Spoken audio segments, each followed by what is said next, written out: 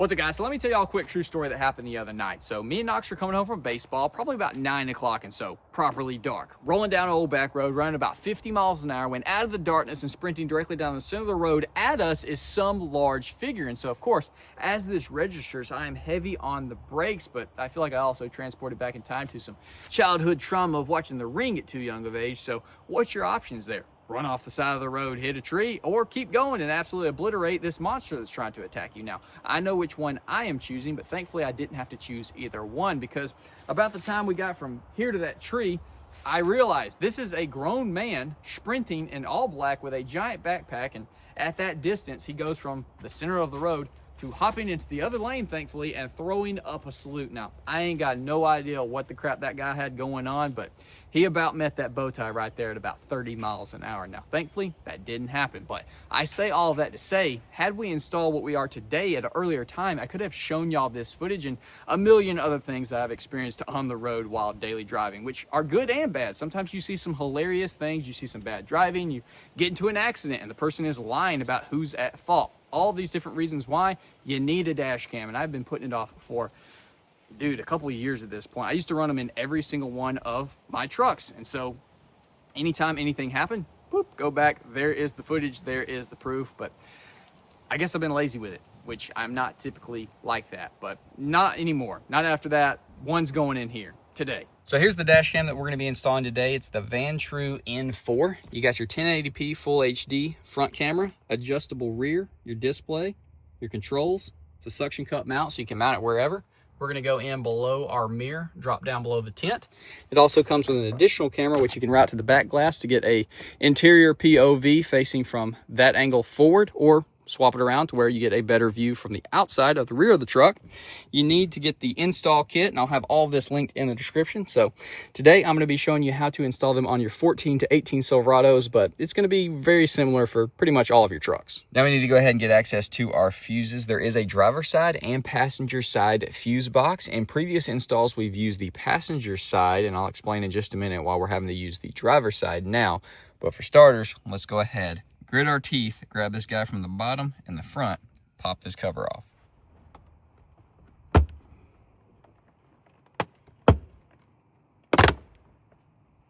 On the back side of your panel is going to be not only all of your information on your fuses, but also a little fuse tool. So go ahead and remove that guy. Makes pulling these things out much, much easier. So I would have preferred to go from the passenger side, because we got all this bull crap in here, which we'll just have to clean up after the fact. So we're going to take our 10 mil and loosen this nut back here. That's what we're going to put our ground wire on. We'll go ahead and slip the ground in behind that nut, tighten it back down. Now we're going to be removing fuse number 30, which is SEO ALC 15 amp fuse, and that's going in right here on our battery fuse tap.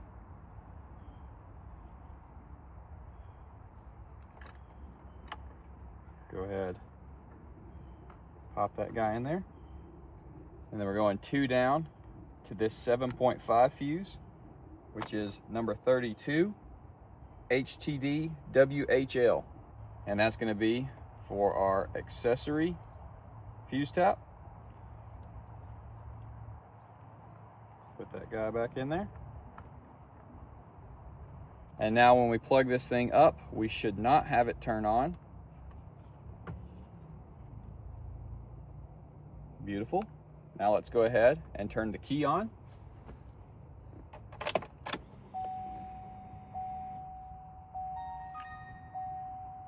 And there it is, powered up. I've already got this one preset to start recording. It's starting to record 3 seconds in.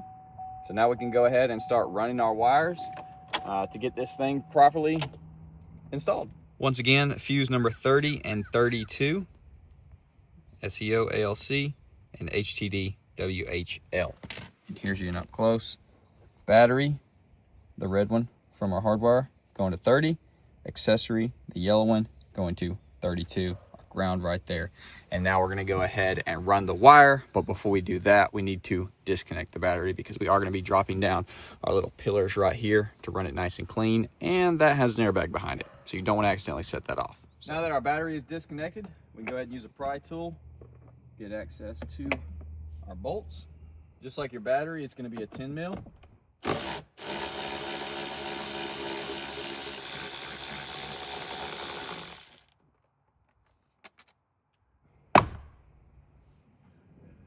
Popper free.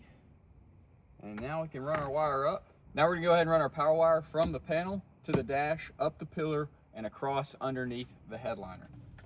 So basically, we want this guy coming out right up here to plug in. So let's set our dash cam where we think we're going to want her. I'm thinking probably right here. Just like that. Nice and clean, out of the way. Perfect access for a power wire coming down right there. You're just going to be pulling on it a little bit and tucking that wire in. So let's just plug her up so we got the correct length there. And just tuck that wire. Now don't run your wire down in front of or on top of your airbag, because heaven forbid you get in an accident, that thing's going to deploy, and this is either going to prevent it from doing what it wants, or this is going to come flying at you at Mach Jesus. So run it down the same path that the other wires are. Wires got plenty of room. If we want to move that guy up some, we can. If you want to go from that side, you're going to have to pop that guy down. That's fine, we don't need to. So now we can actually go ahead and throw our pillar back on and adjust our wire.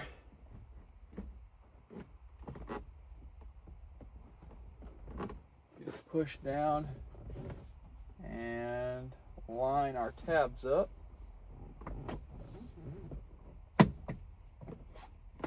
Pop it in place. And now pull this, run that guy back over the top. Our weather stripping. Now just be mindful with whatever tools you're using.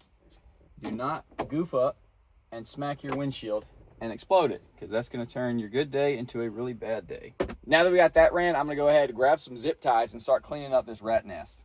Actually, I changed my mind. I do want the dash cam on that side of the mirror because our interior camera is pretty much blocked by the mirror itself. So we want this guy over there because, you know, this is angled. So it'll be a lot happier there, and it'll also be out of my visibility. So in order to do that, we are going to have to pull a little bit more slack out, but then you can just slide this piece down, unplug your wire, and run it in behind that wire. So not that big a deal.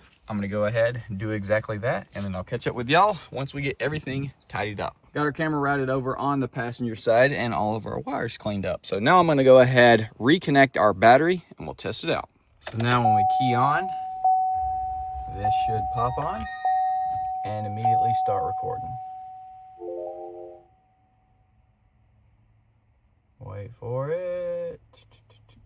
Slight delay. There it is. And you of course can go in here and adjust this however you want, but as you see, we have got real good video capture of the interior. Go ahead and adjust our hood correctly. Now we do need to go in here and obviously correct our date and time. I hadn't had this dash cam on since 2022, which is crazy. This was in the Trail Boss.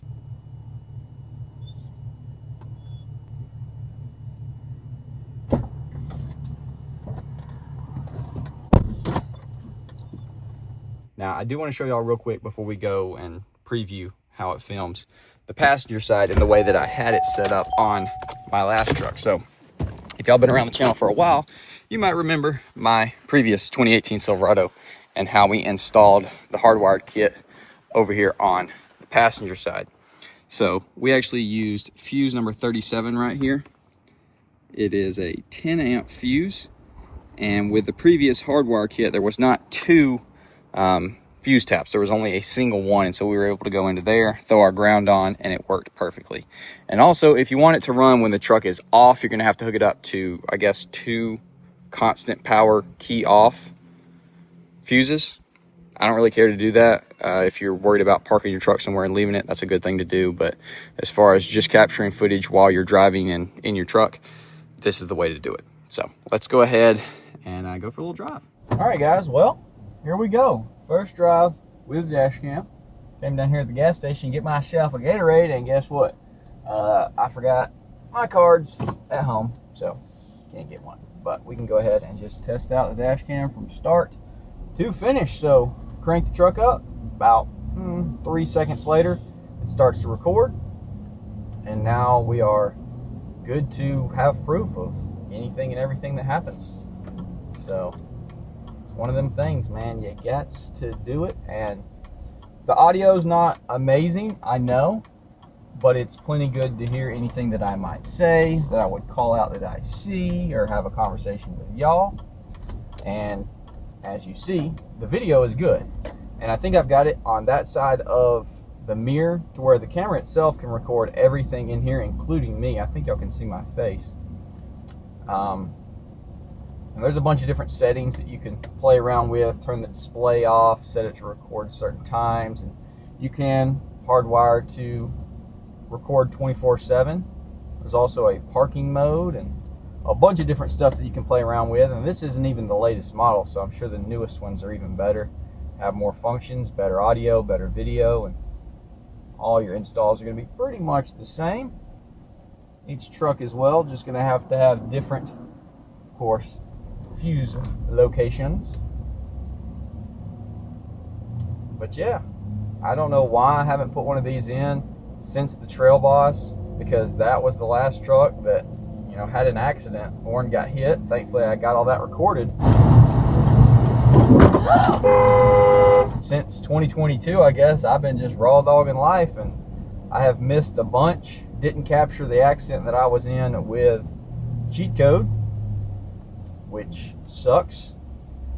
And I was saying she was at fault for pulling out in front of me on the road and then turning directly in front of me as I perceived everything. And she wants to say that she stopped before she came onto the road and that I was flying and all these kind of things, even though if that was the truth, our accident would have been much, much worse. I would have went off the road a lot farther. Her van would have been tore up a lot more. Like, you can pretty clearly see the difference between with what I slowed down to, probably a 30-mile-an-hour crash, from a 100-mile-an-hour crash, or 75 if, let's say, I was flying and was able to slow down that much. And that's why the old Popo said that he estimated my speed as the speed limit, because you could just tell impacts. Yeah, no. Anyways, it would have been great to have a freaking dash cam. Anyways, that's it, boys. That's her. Dash cam working great, wired up the way that I want it. And so I'll have a link to it in the description if you want to pick it up. It's definitely one of them things that, it's like a self-investment. It's going to cost you a couple $100 to get everything, but at the end of the day, it's going to protect you and your vehicle and allow you to catch some funny things on the road here and there as well. So anyways, hope y'all enjoyed. Drop a comment, leave a like, subscribe if you're new, ring that bell notification, and I will see y'all boys in the next video. I ain't saying you're the weight on my back. Elevator was too crowded, so I took the stairs.